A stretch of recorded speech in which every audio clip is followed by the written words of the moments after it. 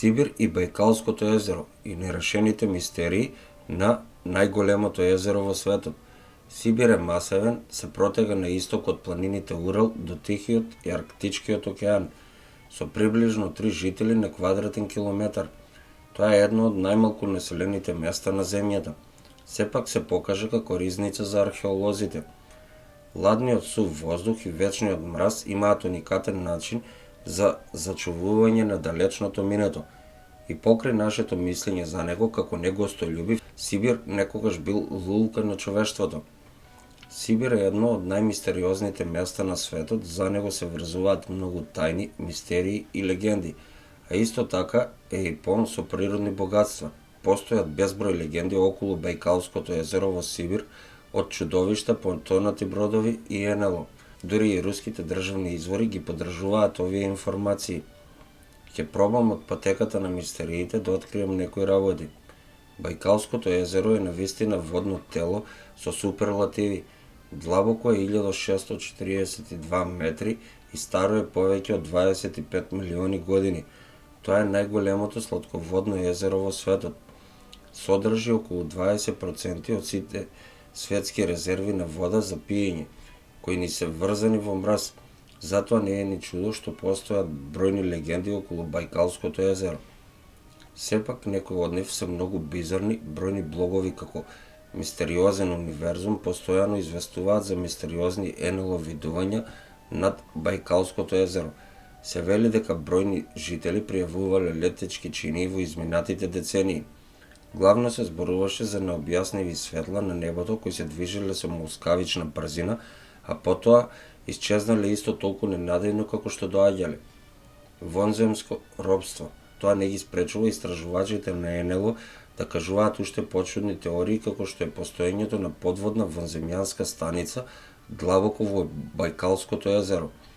Например, пријавен инцидент од 1982 година во кој руски воени нуркачи налетале на мистериозни суштества слични на луѓе во сребрени нуркачки одела на длабочина од 50 метри, пошто тројцата од нуркачите починале набргу по средбата со тие мистериозни суштества кои наликувале на нас луѓето. Најлудото нешто е во 2014 година, кога тврдењата на НЛО истражувачите добиле податоци од многу официјален извор, кога двајцата руски воени експерти Јури Подгорнич и Василий Долгов сериозно тврделе во статија за рускиот неделник ВПК дека човештвото е на работ на поробување од вонземјани. Медиумите објавија за ова, иако беа со доза на неверување. Бајкалското езеро е најголемото езеро во светот и е античко. Можеби затоа е обкружен со толку многу мистерии. Морски чудовишта и злато што недостасува.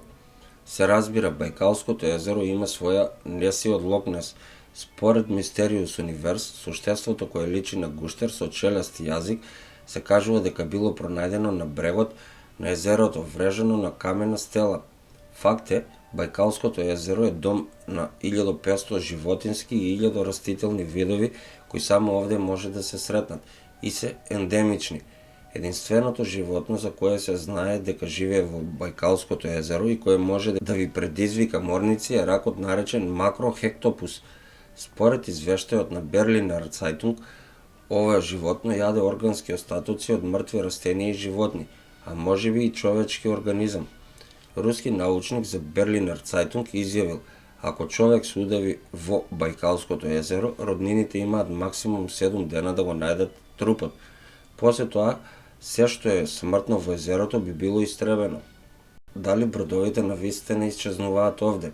Но тоа не е се, бидејќи и љубителите на мистериозноста се сомневаат и на источноевропскиот Бермудски триаголник во Бајкалското езеро.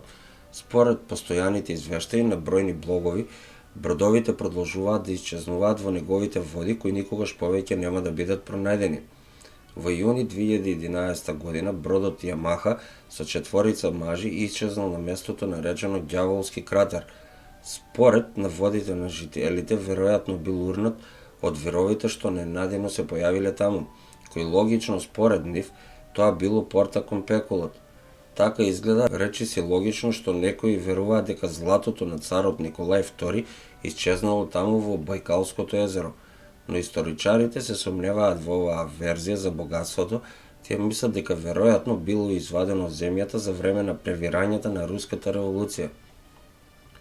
Мистериозни кругови во Бајкалското езеро. Но што е со огромните мистериозни кругови кои постојано се појавуваат на замрзнатата површина на Бајкалското езеро во зима? Овде вонземјаните биле честа појава и затоа се сомневаат многумина дека можеби круговите биле предизвикани од вонземјани и нивната технологија, особено откако ледените кругови првпат биле откриени на сателитски снимки. Вакви ледени кругови се појавуваат повторно и повторно на површината на Бајкалското езеро. Но исто така, според весникот Шпигел, на најоддалечениот трап на ова езеро водата се ротира толку брзо што мразот се разредува.